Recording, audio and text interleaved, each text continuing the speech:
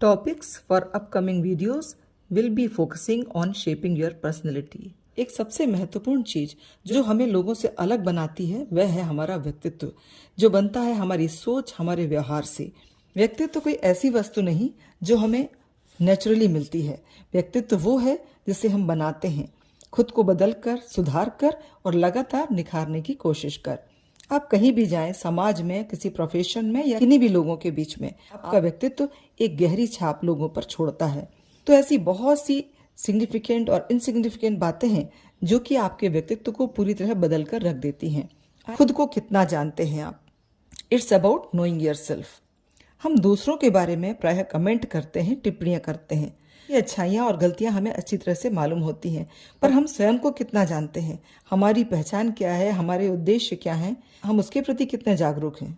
खुद को जानना सबसे क्रूशियल और डिफिकल्ट होता है। तो व्यक्तित्व को बदलना है तो ऐसे कौन से प्रश्न हैं जो आपको खुद से करना चाहिए? What are my values and priority in life? क्या मैंने अपने जीवन में कुछ वैल्यूज तय किए हैं या क्या मैं उन पर कायम रहता हूँ? क्या मेरी वैल्यूज स्वार्थवश बदल तो नहीं जाती? तो इस तरह से आप खुद को जान सकते हैं कि आपके जीवन में आपके जीवन की प्रायोरिटीज क्या हैं। What makes me happy? ऐसी कौन सी बातें हैं जो मुझे खुशी देती हैं? आपकी खुशी के मायने क्या हैं? एक अच्छा इंसान बनना, एक सफल इंसान बनना, एक व्यवहारिक या एक भावुक इंसान बनना? आप खुद को स्पष्ट करिए, क्योंकि यदि आप एक भावुक इंसान हैं, दूसरों के दुख को देखकर आप आहत होते हैं और आप द्रवित हो जाते हैं, तो इसमें कोई बुराई नहीं। वहीं यदि आप प्रैक्टिकल हैं और आप अपने आंसुओं पर, अपनी भावनाओं पर कंट्रोल रख सकते हैं, उसमें भी कोई बुराई नहीं। इस बात यही है कि आपको खुद को पहचानना है कि आप किस तरह के इंसान हैं। आपकी खुशी यदि सादगी में है तो आप जीने की राह सादगी पूर्ण ही रखिए। जरूरी नहीं कि आप दूसरों की तरह खुश होने की होड़ में लग जाएं। आप किन बातों को लेकर जीवन में आगे बढ़ना चाहते हैं? आपकी स्वयं से क्या उम्मीदें हैं? आप उन्हें पाने के लिए कितने ईमानदार बनकर कोशिश कर रहे हैं? यह स्ट्रेंथ एंड योर वीकनेस, यानी कि आपकी ताकत क्या है और आपकी कमियां क्या हैं।